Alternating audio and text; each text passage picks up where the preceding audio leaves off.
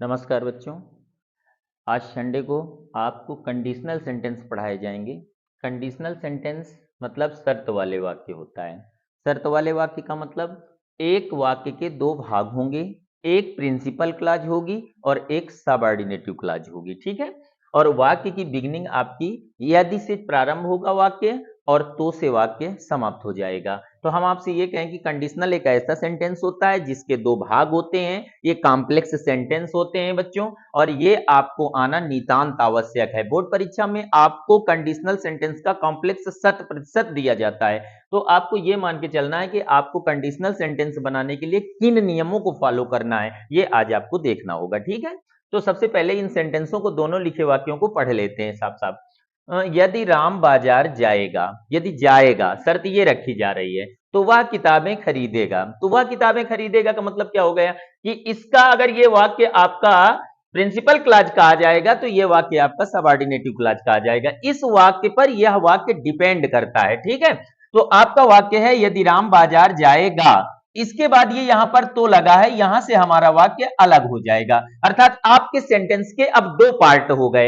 एक सेंटेंस में राम का वर्क है जाना और दूसरे सेंटेंस में है राम का वर्क बाई करना, ठीक है। तो आपको इन सेंटेंसों को हल कैसे करना है, तो पहले आप ये देखिए कि पहले सेंटेंस में राम जाएगा, इस वाक्य के अंत में गागी गे आ रहा है और दूसरे सेंटेंस के अंत में भी गागी गे आ रहा है। तो ऐसे सेंटेंस जिनके अंत में दोनों तरफ गागी गे आए, वैसे आप जानते हैं कि यह वाक्य फ्यूचर इंडेफिनिट की पहचान रखता है और इसकी सहायक क्रिया विल या शैल होती है। क्या होती है? विल या शैल। लेकिन ग्रामर में यह भी कहा जाता है कि अगर एक ही सेंटेंस के दोनों भागों में गागी गे लगा हुआ हो तो आपको दोनों क्लॉजों में विल या शैल का प्रयोग नहीं करना होता है। कि फिर क्या करते हैं? फिर करते ये हैं कि हमारी जो प्रिंसिपल क्लॉज होती है, जिधर की कंजंक्शन में ये कंजंक्शन लगा होता है यदि, उधर वाले भाग को प्रेजेंट इंडेफिनिट में बना लेते हैं और जिधर वाले वाक्य को सबऑर्डिनेटिव क्लॉज बनाया जाता है उधर वाले में विल या शैल लगा देते हैं। यानी वाक्य के पहले भाग का अनुवाद यहां पर प्रेजेंट इंडेफिनिट में मैं करूंगा और दूसरे वाले भाग का अनुवाद विल या शैल से करूंगा। यह ध्यान रखिएगा कि इधर भी देखिए गा रहा है और इधर भी गा रहा है। पेपर में आपको ये ऐसे आपको दोनों तरफ विल लगा के दे देंगे, आपसे कहेंगे करेक्ट करिए। तो अगर आपने ये कंडीशनल ध्यान से पढ़ा तो आपको मालूम है कि कभी भी एक ही वाक्य के दोनों क्लॉजों में विल या शैल नहीं लगाया जा सकता है। तो आपको करना क्या है, पहले वाले भाग में आपको प्रेजेंट इंडेफिनिट लगाना है और दूसरे वाले भाग में आपको विल या शैल का यूज करना है, बिल्कुल इस तरह जैसे मैं हल कर रहा हूं। सबसे पहले आप यदि की मीनिंग बना लीजिए, यहां पर इफ, क्या बना लीजिए? इफ। इसके बाद अब आप अपने वाक्य का अनुवाद प्रेजेंट इंडेफिनिट में करिए। ये तो हमारा कंजंक्शन था, यदि की मीनिंग लिख ली हमने। देखो वाक्य लिखा है राम बाजार जाएगा, आपको सबसे पहले क्या लिखना है? राम, ठीक है, राम हो गया। अब हमसे कहा गया कि प्रेजेंट इंडेफिनिट, आप जानते हैं प्रेजेंट इंडेफिनिट की सहायक क्रिया डू डज होती है, परंतु अगर वाक्य साधारण हो तो डू डज का प्रयोग नहीं किया जा सकता है। तो ठीक है, अब हम सब्जेक्ट के बाद अपनी वर्ब लिखते हैं। वर्ब हमारी क्या है? गो। क्या लिख दिया जाए? गो।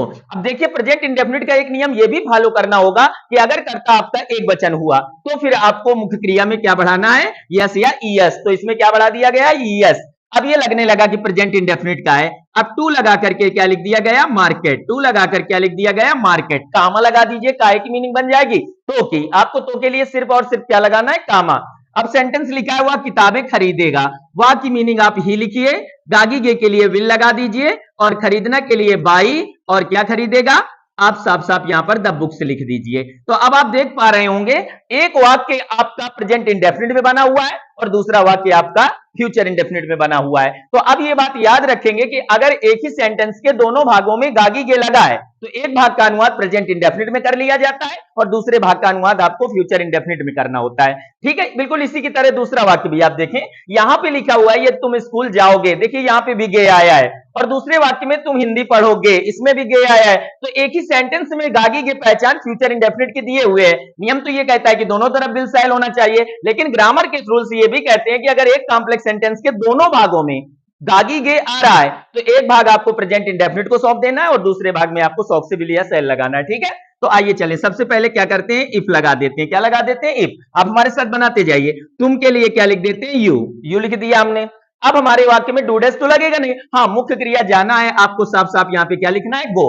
अब गो के बाद यस या यस पर बिल्कुल दिमाग ना लगाइएगा, क्यों? करता आपका बहुवचन है, आपको यस या यस नहीं मिलेगा। आप अब आगे टू लगाइए और स्कूल की मीनिंग लिख दीजिए। तो यू गो टू स्कूल, ठीक है। अब आप तो के लिए क्या लगा दीजिए? कामा।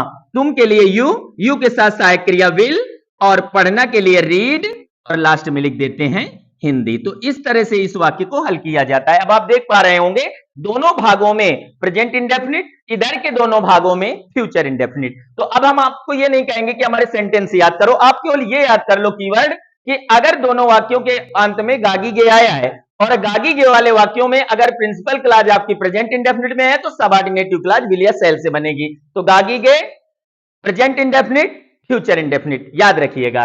ठीक है, अब आइए चलते हैं आगे। ये याद रखिएगा प्रेजेंट इंडेफिनिट और फ्यूचर इंडेफिनिट में ही गागी गे वाले वाक्य बनाए जाते हैं। अब दूसरा कंडीशनल आप हमारे साथ देखिए, ये तो हो गया पहला नियम, ये भी पेपर में बहुत आता है। अब दूसरे वाले नियम पर चलेंगे तो दूसरे वाले नियम पर आप देखिए कैसे वाक्य शामिल किए जाते हैं। जैसे लिखा हो यदि, देखिए पिछले वाक्य में भी यदि था, यदि तुम किताब पढ़ते, यदि तुम किताब पढ़ते तो तुम पास हो जाते। ठीक है, ये सेंटेंस है आपका। अब आप इसमें चेक करें, आपको जरूर ये समझ में आया होगा कि गागी गे हटा लिया गया, यहां से क्या लगा दिया गया, ताती ते, यानी नियम बदल दिए गए, अब दूसरे ढंग से पूछ रहा है। एग्जामिनर भी सोचता है कि बच्चा कहां तक सोचेगा, तो आपने गागी गे वाला नियम क्लियर कर लिया कि प्रेजेंट इंडेफिनिट और विल या शैल, लेकिन इसमें देखिए ये लगा हुआ है ताती ते, क्या लगा हुआ है, दोनों तरफ ता और ती आ रहा है। आपको ऐसे सेंटेंस से ये नहीं कहा जा सकता कि पहले वाले वाक्य को प्रेजेंट इंडेफिनिट में बना लो, दूसरे में विल लगा दो, क्यों, ऐसा नियम ही नहीं है, यहां पर गागी गे आया ही नहीं है। अब इसमें दूसरा नियम लगेगा, कौन सा नियम, देखिए भूतकाल से रिलेटेड वाक्य है। यदि तुम किताब पढ़ते, आपने पढ़ा ही नहीं, तो तुम पास हो जाते, इसीलिए तुम पास नहीं हुए। अगर भूतकाल में किताब पढ़ लेते तो रिजल्ट आपका पासिंग का होता। ठीक है, आइए बनाते हैं। यदि के लिए क्या लिख लेंगे, इफ, ये मीनिंग आपको आने लगी।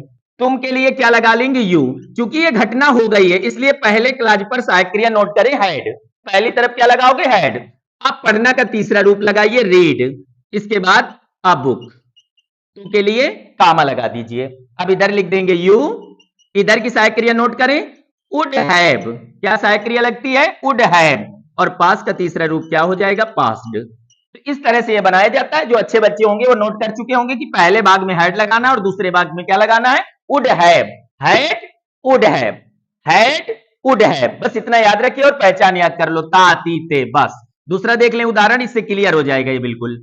यदि तुम बाजार जाते, यदि तुम बाजार जाते तो तुम खिलौने खरीदते, तो तुम खिलौने खरीदते, ये सेंटेंस है आपका। ठीक है बच्चों, अब आइए कंडीशनल नंबर 2 में देखते हैं।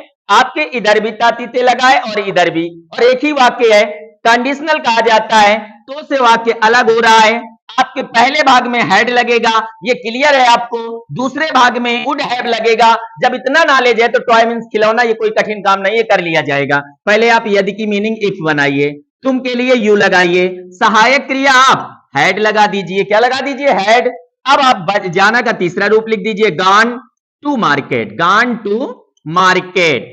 इसके बाद तो के लिए कामा लगा दीजिए। अब आपके पास बचा तुम खिलौने खरीदते, सहायक क्रिया अपने पास वुड हैव है, आप तुम के लिए यू लगा दो, सहायक क्रिया इसकी हो जाएगी वुड हैव, और खरीदना का तीसरा रूप आपको बाट आता है, बाट लिख दीजिए, और द टॉयज, बाट द टॉयज। आइए चेक करें, यदि इफ तुम यू, निश्चित सहायक क्रिया हैड, तातीते लगा हुआ है, तीसरा रूप है गॉन, और कहां जा रहे हैं, टू मार्केट। अब इधर का अनुवाद, तुम खिलौने खरीदते, you would have bought the toys, तुम खिलौने खरीदते, you would have bought the toys. ऐसे ये वाक्य बनाए जाते हैं। तो जो बच्चा अच्छा होगा उसने दो कंडीशनल बिल्कुल क्लियर कर लिए, एक भाग में गागी गे और एक भाग में ताती ते आया करता है। ठीक है, अब आप देखिए गागी गे वाले में क्या होता है, जैसे यदि तुम पत्र भेजोगे तो वह जरूर आएगा, आपके इस दोनों भाग में गागी गे आया।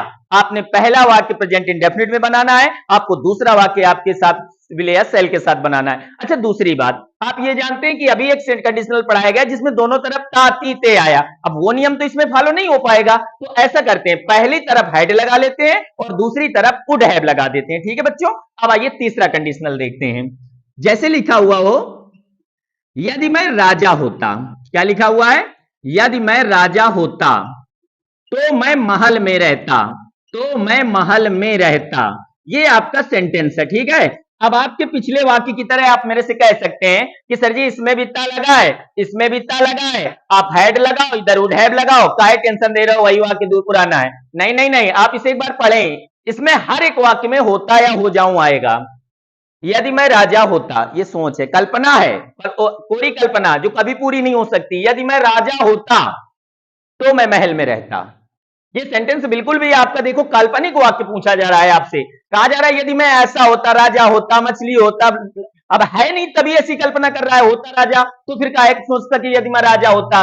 आपको ऐसे वाक्य जिनमें कल्पना की जाए, पहले तो आप यदि की माने इफ लगा लें। मैं के लिए आई, ये पहला ऐसा ग्रामर का वाक्य होता है जिसमें वाज की जगह वेयर लगता है। यानी ऐसे वाक्य जिनमें कल्पना की गई हो उनमें आई के साथ सहायक क्रिया क्या लगती है, वेयर।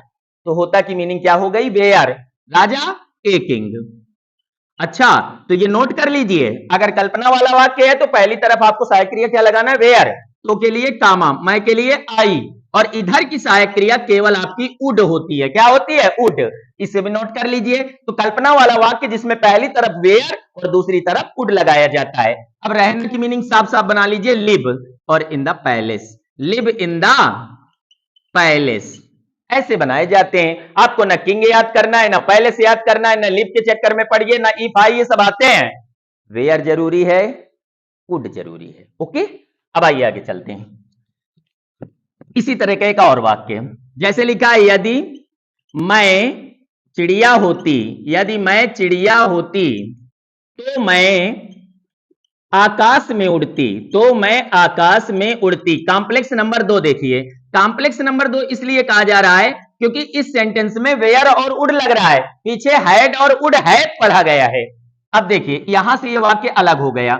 आपको सबसे पहले इफ लगाना है, आई लगाना है, होती कोरी कल्पना है क्योंकि चिड़िया है नहीं तभी ऐसी कल्पना कर रही है, तो वेयर। अब आप साफ साफ क्या लिखेंगे, बर्ड। पिछली बार यहां किंग था, इस बार बर्ड है, कभी फिश आएगा, तो ये मीनिंग चेंज होती रहेंगी, पर ये कभी चेंज होने वाला नहीं है। तो के लिए कामा, मैं आई, इधर की सहायक क्रिया बोल दे थोड़ा सा, उड, और उड़ना बराबर फ्लाई, कहां उड़ती, in the sky, fly in the sky. ठीक है, आ जाएगा इस तरह का वाक्य। तो 3 कंडीशनल हो गए जो बहुत जरूरी होते हैं और आपने इन्हें लर्न कर लिया है पूरी तरह से।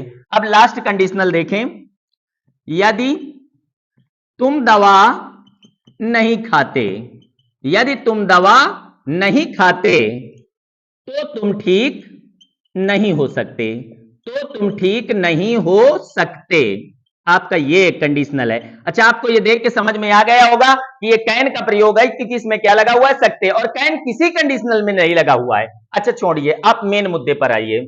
यदि तुम दवा नहीं खाते तो तुम ठीक नहीं हो सकते, आपके इस सेंटेंस में इधर भी नहीं लगा है और इधर भी नहीं। अगर हमें पहले सेंटेंस में दोनों तरफ विल शैल नहीं लगाने दिया गया तो हम दोनों तरफ नहीं भी नहीं लगाने देंगे, नॉट नहीं लगाने दिया जाएगा। तो अब क्या किया जाए, जब दोनों तरफ नॉट भी ना लगे और निगेटिव दोनों तरफ है, तो आपको करना यह है, एक ऐसी माने ढूंढी जाए जो निगेटिव भी हो और यदि और नहीं अर्थ भी रखती हो। तो ऐसी सहायक क्रिया तो नहीं, मुख्य क्रिया, UNLE क्या पढ़ेंगे इसको, अनलेस। क्या पढ़ेंगे, अनलेस, ये निगेटिव वर्ड है और जब ये लिखा जा रहा था तो ये दो लोग समाप्त हो रहे थे। जब अनलेस लिखा गया तो यदि भी चला गया और नहीं। अब ये वाले वाक्य का अनुवाद आप प्रेजेंट इंडेफिनिट में शौक से कर लीजिए। तुम के लिए यू, खाना टेक, दवा मेडिसिन, आप साफ साफ इतना लिखिए, बन गया वाक्य आपका। नहीं का प्रॉब्लम ही सॉल्व हो गया। पर यह भी क्लियर है, अनलेस के साथ फिर अंदर नॉट लगेगा भी नहीं कभी, क्योंकि ये खुद निगेटिव नॉट लिए हुए हैं। तो के लिए कामा, तुम के लिए यू, सकना कैन नॉट, और ठीक होना बराबर बच्चों क्या होता है, रिकवर। क्या लगा देते हैं, रिकवर। तो ठीक है, इस तरह से इसे बनाया जाता है। नहीं समझ में आया, कोई बात नहीं, एक और देख लो। यदि राम स्कूल नहीं जाता, यदि राम स्कूल नहीं जाता तो वह पास नहीं हो सकता, तो वह पास नहीं हो सकता। ये आपका सेंटेंस है। अच्छा, सकता मिल जाता है तो कुछ रिलीफ होता है कि कैन लगेगा यहां पे। तो अब आपका सेंटेंस है जाता, बनाया जाए। यदि की अंग्रेजी लिख लीजिए साफ साफ, अनलेस लिखना है क्या, क्यों, क्योंकि दोनों तरफ निगेटिव वर्ड है। वेरी गुड, अनलेस, UNLESS, करता लिख लो, राम प्रेजेंट इंडेफिनिट में है, जाना की मीनिंग लिखो, गो क्या कर देंगे, गोज। अच्छा क्यों ऐसा हो रहा है, जब आप अनलेस लिख रहे थे तो यदि भी गया, नहीं भी। अब वाक्य बच्चा राम स्कूल जाता, अनुवाद होगा राम गोज टू स्कूल। तो के लिए कामा लगा रहे हैं पिछले कई वाक्यों से। वाह की मीनिंग ही, सकता कैन नॉट, और पास होना की PASS। इस तरह से ये 4 कंडीशनल होते हैं। अगर आप इन्हें ईमानदारी से 1-2 बार वीडियो देख लेंगे, ये आपके पेपर में 2 नंबर क्लियर है, बिल्कुल आने वाले हैं इससे। ये वीडियो इतना इंपॉर्टेंट है, आप 2 बार इसे देखें और इससे कंफर्म पेपर में याद करके जाएं 100%। चारों कंडीशनल कंफर्म कर लीजिएगा, ठीक है, दैट्स ऑल।